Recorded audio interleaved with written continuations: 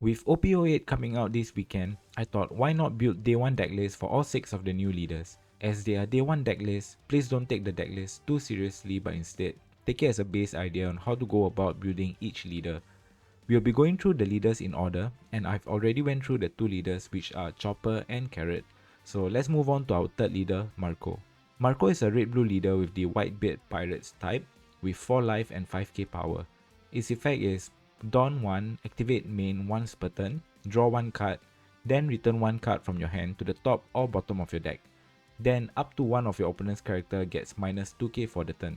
Having a hand filter effect on a leader is always good as it increases the consistency of your deck and allows you to see more cards from your deck. As evident from the banned Sakazuki leader, being able to draw 1 every turn is really good. Being able to stack a card to the top or bottom of your deck is also good because you can control the cards that you draw or combo it with cards that affects your top deck, like for example Sanji. On top of that, you get a free Otama effect to reduce a character's attack by 2k. This makes the leader's effect very versatile and generic at the same time. Also an interesting fact, red-blue is such a unique color combination as up to now, only one other leader shares the same color as Marco, and that is Vivi. So in this video, I'll be showing you my take on the red-blue Marco leader.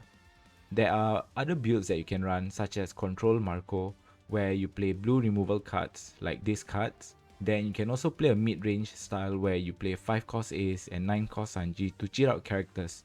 And you can even try the 7 Warlords version of Marco. I will include some sample deck lists at the end of this video. So this will be my day 1 deck list for now. I'm running 4 copies of Izo, which allows you to search for almost all cards in the deck except for Pudding. Next is Diamond Jozu. He is your 2k counter but can also be a clutch rush character that could potentially win you games. 4 copies of Blocker Marco. I would say it is one of the best blocker in red, being able to revive himself on KO when you're at 2 lives or less. Next we'll be running 3 copies of Pudding. I feel Pudding should be included in every blue deck. Being able to shuffle the opponent's hand, potentially reducing the hand size and disrupting the opponent's deck is really strong. You can consider maxing Pudding here, but I'm using 3 copies here because Marco allows you to filter through your deck and hand faster, so you can see it more often than not. Next we have 4 copies of King Dew, a new 2k counter for the Whitebeard Pirates. Activate main by revealing 2 Whitebeard cards in hand, he gains plus 2k for this turn.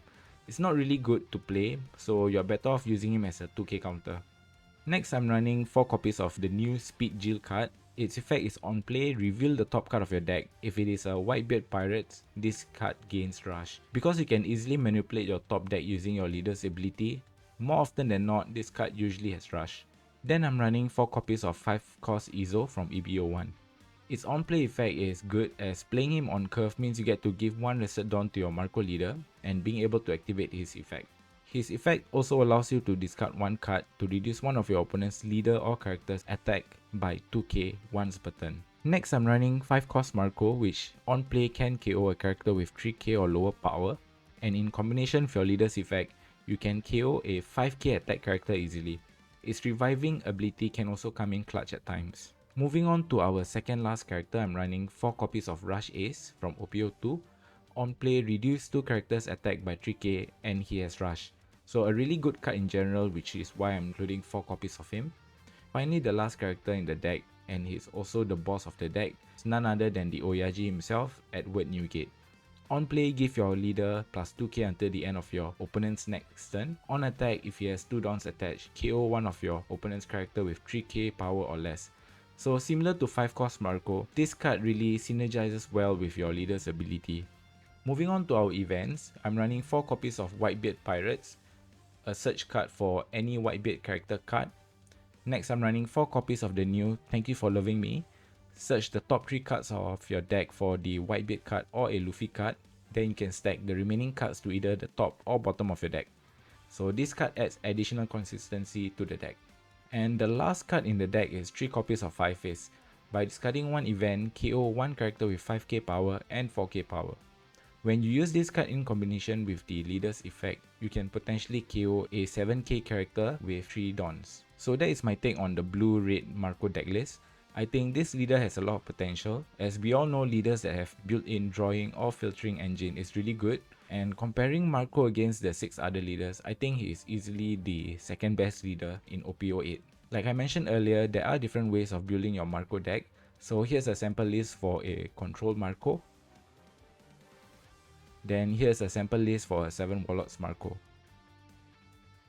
I will definitely be testing Marco out as he seems to be really fun, and blue having some of the best cards in the game to counter the meta game. Let me know in the comments how you would build your red-blue Marco deck and if you are interested to try this deck out.